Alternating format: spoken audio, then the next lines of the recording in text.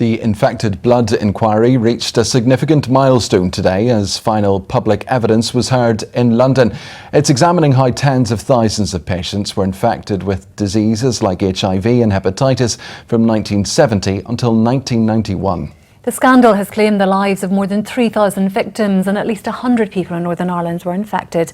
Our correspondent Gareth Wilkinson reports.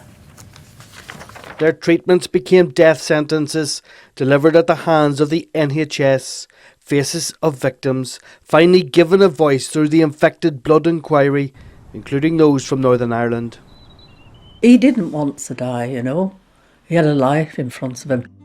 Russell Edgerton was treated for haemophilia, but infected with HIV. The song was written about his life. But Russell and Jim made history. A life cut short at 27.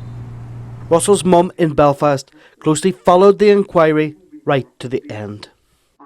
I don't think it's got to the truth. It's brought things into the light. It's brought us together as a community to some extent to share the experiences.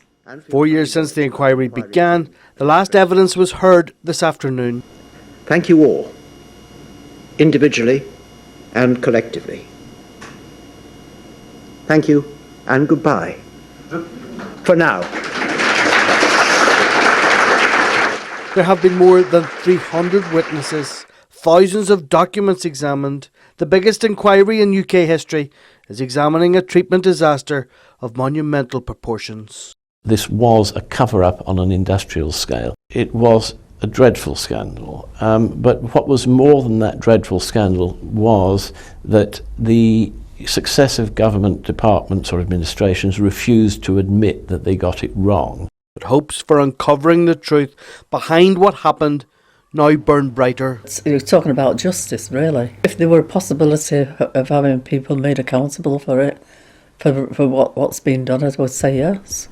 Today, a closing chapter, but the wait for answers for Russell and tens of thousands of others continues.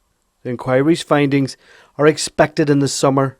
Gareth Wilkinson, UTV Live.